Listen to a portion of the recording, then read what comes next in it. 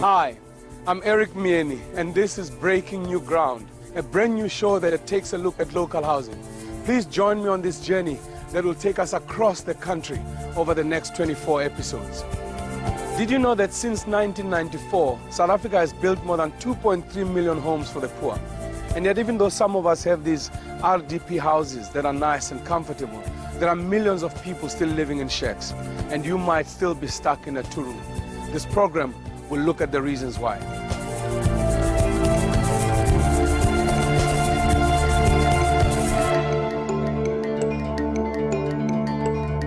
To know where you are going, you need to understand where you are from. And the history of apartheid spatial planning, which is at the root of our housing problems, starts here at the foot of Table Mountain. We all know that when the National Party came to power in 1948, they passed laws to stop black people from moving into cities. They wanted the Bantus, as they called us, to stay in the Bantustans or homelands. So we needed what they called a Section 10 permit to stay and work in cities. Laws were passed that allowed them to move entire communities from the places where they lived and dump them in some place far away. So the spatial map that you like is, first of all, we're keeping the good areas up the mountain for whites, and we're keeping the sea views for whites. So what does that leave us with? It leaves us with this very delicate aquifer area, which we all know is not supposed to have people on it. Space, or where you lived, was determined by your skin color. Jobs were in or near the white areas, which meant most black people had to travel long distances to get to work. But the Bantustan idea didn't work, and so rural people were forced to come to the towns and cities under difficult conditions to look for jobs. Getting there was only the first step in a long and hard journey, which would see people moving often, blown around like litter. Langa in Cape Town is a perfect example of how the National Party used space and urban planning to reinforce apartheid. It's one of the oldest townships in the country, cut off from the nearby white and colored townships by high fences, railway lines, sewage systems, and highways. It was about separation and segregating. Big roads separating people so that you don't have communication. Cordoned off possible areas. It's not like a military thing if you just look at the way things are laid out. And if you look at Khayelitsha and places like this, I mean, you literally can put a cordon sanitaire around it.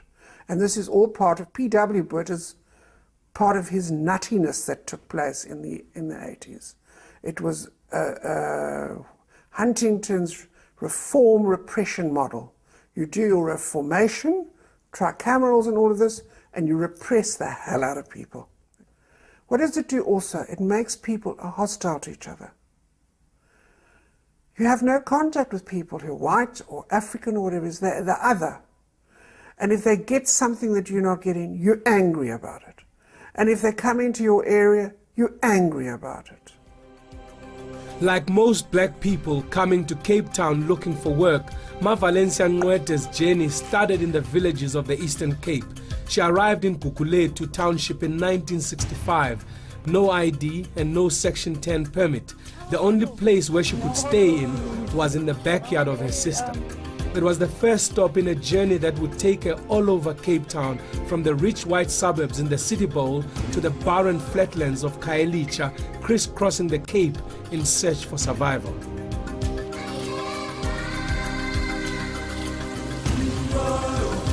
This place, it was my room. I was staying with my sister's backyard. I couldn't believe it.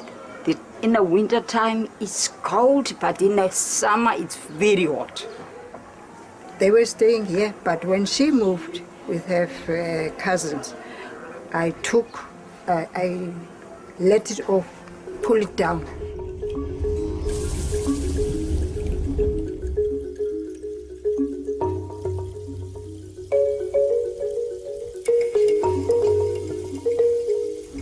The time I was in Cape Town, I'm staying in Heiderveld in Guguletu.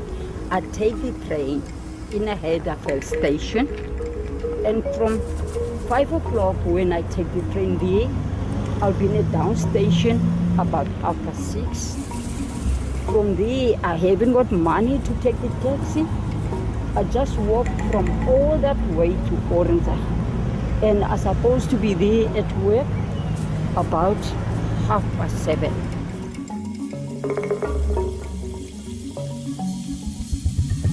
It was a constant cat and mouse game with the police who were always on the lookout for natives, as they called us, working without permits.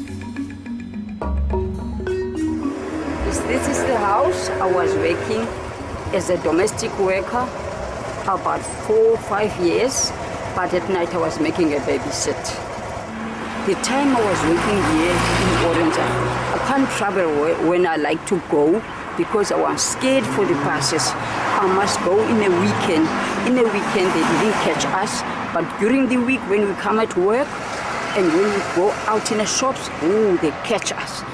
And I couldn't move. If I want to move during the week, I couldn't move at all.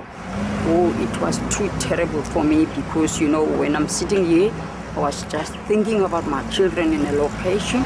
Sometimes, you know, I'm eating very nice and they got no food. And I can't walk around to look at them because I was got a bus for this man. He says I mustn't make up and down for my children. He make a pass for working for in his house. Oh, my heart was so shocked. Couldn't believe it. It was working very hard in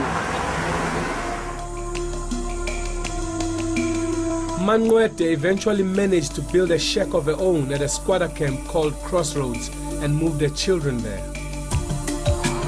this side, it was a crossroad, and they're fighting with us. I don't know why. I was staying here in KTC, special that 3, I don't know, somewhere here my house. I'm staying here about 4 years, but it was too dangerous, especially at night.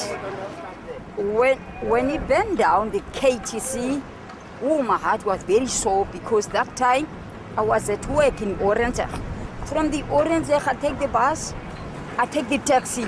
From here, when I come here, there's no house.